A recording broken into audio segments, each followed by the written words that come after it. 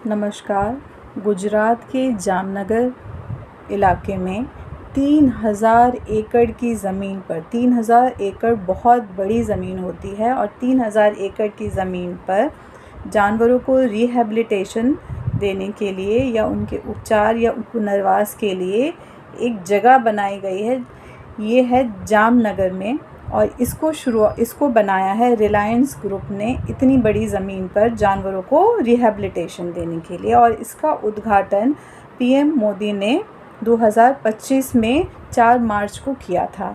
और आप सबको पता होना चाहिए कि हमारे देश में जानवरों को प्रोटेक्ट करने के हिसाब से कि कोई उनको मारे नहीं, उनकी तस्करी ना करे, इसके लिए हमारे देश में वाइल्ड लाइफ प्रोटेक्शन एक्ट बना है 1972 में, जिसके तहत आप जंगली जानवरों को अपने घर में या किसी प्राइवेट जगह पर आप नहीं रख सकते। आप ये भी देखिए, कोई एक अगर अपने घर में मोर रख ले उस पर भी केस हो जाता है, एक तोता रख ले उस पर भी केस हो जाता है।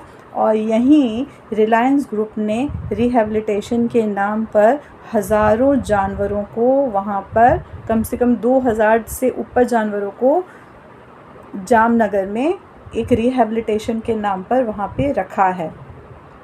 और ये बिल्कुल गैर कानूनी है। पता नहीं गवर्नमेंट ने उनको किस तरीके से इस चीज़ के लिए इजाज़त दे दी। रूल के ख़िलाफ़ है कि आप कभी भी प्राइवेट आदमी, अगर आपको रिहैबिलिटेशन देना है, कोई घायल जानवर है, आप उसको सुरक्षा देना है, उसका पुनर्वास करना है, तो उसके लिए गवर्नमेंट के डिपार्टमेंट होते हैं, गवर्नमेंट रिहैबिलिटेशन सेंटर होते हैं, वो ज़्यादा अच्छी तरीके से सुरक्षा दे सकते हैं। एक पर्सनल आदमी, रिलायंस, आपके पास बहुत प्रॉपर्टी है, सब कुछ है, लेकिन इसका मतलब ये नहीं है कि आप जंगली जानवरों को भी एक कैप्टिविटी में रख सकेंगे। आपको इसका अधिकार मिल गया है। और दूसरी बात, ये जो शुरुआत जो की गई थी रिहैबिलिटेशन सेंटर की, वो तो शुरुआत तो अच्छे ही उद्देश्य से की गई होगी शुरुआत में, कि वहाँ जंगली जो हाथी होते हैं या जो भी घायल होकर के आए हैं, तो उनको वहाँ पे उनका उपचार होगा, उनको रखा जाएगा।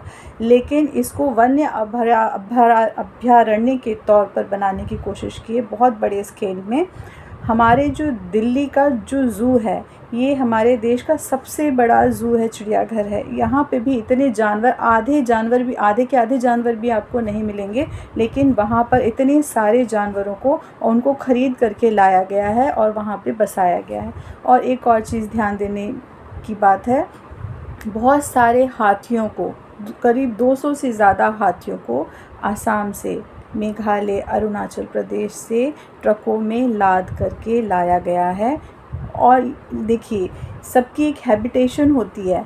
ये जो आसाम है बहुत बारिश वाला जगह है, बहुत घने जंगल हैं, वहाँ बहुत हरियाली है, और उन जानवरों को जिसको वहाँ की हैबिटेट है, वहाँ की आदत है वहाँ रहने की, उसको उस जगह से निकाल करके आप गुजरात के जामनगर, जो एक शुष्क इलाका है, वहाँ ला करके आप बसाने की कोशिश करते हैं।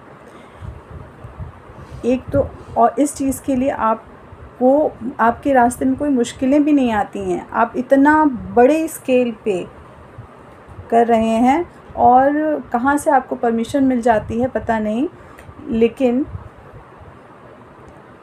इसमें बहुत सारे एंडेंजर्ड जानवर हैं। हाथी आप प्राइवेट रूप से नहीं पाल सकते हैं। उस केस में आप हाथी पाल सकते हैं जब उसके जो पूर्वज हैं, हाथी के पूर्वज हैं, उसकी जो पीढ़ियां हैं, कई पीढ़ियां चलती आ रही हैं, और वो उनका बच्चा है, तो आप हाथी को पाल सकते हैं। आप ऐसे ख़रीद करके ला करके अपने घर में हाथी नहीं पाल सकते हैं। आप कोई भी जंगली जानवर ला करके नहीं पाल सकते हैं, लेकिन यहाँ पे पाला गया है, और ये ख़रीद करके ला करके पाल रहे हैं। क्या गारंटी है कि वो इन जानवरों की तस्करी नहीं करते होंगे, मरने पे इनको, इनकी हड्डियों को, इनके खालों को नहीं बेचते होंगे? ये वाइल्ड लाइफ प्रोटेक्शन तहत के बिल्कुल अगेंस्ट है। और आपको 3000 एकड़ की ज़मीन मिल कैसे जाती है, ये समझ नहीं आता। इतनी बड़ी ज़मीन गवर्नमेंट आपको कैसे दे देती है? लोगों को समझना होगा, आवाज़ उठानी होगी, जानवरों के हक के लिए आवाज़ उठानी होगी। आप जंगलों को काटते जा रहे हैं एक तरफ, और जंगलों को काटने और उन जो जानवर हैं उनको भी आप किसी निजी हाथों में बेच दे रहे हैं। बहुत गलत है। जानवरों को प्रोटेक्शन की बहुत ज़रूरत है, लोगों को आवाज़ उठानी चाहिए। और इतना ही नहीं है कि वहाँ पे खाली हाथियों को लाया जा रहा है, 200 से ज़्यादा हाथी, बहुत सारे जंगली जानवर जो आपके शेर, तेंदुआ, चीता, इस तरीके के जो बड़े बड़े जो जानवर हैं, बड़े जंगली जानवर, उनको लाया गया है। साथ में बहुत सारे जो शाकाहारी जानवर हैं, कम से कम 3000 से ऊपर तो शाकाहारी जानवर लाए गए हैं। 3000 बड़े जंगली जानवर लाए गए हैं। 1200 के करीब वहाँ पे रेप्टाइल है, मतलब कछुए, सांप और आपके जो मगरमच्छ होते हैं, ये लाए गए हैं। किस उद्देश्य से लाए गए हैं? ना वो चिड़ियाघर है, वो एक प्राइवेट आदमी ने बहुत पैसे जो भी है वहाँ पे लगा करके एक बना दिया। आपको ज़मीन पता नहीं कैसे मिल गई, बहुत बड़े एकड़, 3000 एकड़ की ज़मीन मिल गई, इतने सारे जानवर रख दिए। गवर्नमेंट क्या इतनी कैपेबल नहीं है कि वो अपने जंगली जानवरों के लिए, गवर्नमेंट ने बनाए हैं, बहुत सारे रिहेबिलिटेशन सेंटर बनाए हैं। अगर कोई हाथी, असम का हाथी घायल होता है, चोट लग जाती है, तो वो असम से क्या अहमदाबाद ले जाया जाएगा उसको इलाज के लिए, रिहेबिलिटेशन के लिए? असम में भी तो बहुत सारे रिहेबिलिटेशन सेंटर हैं।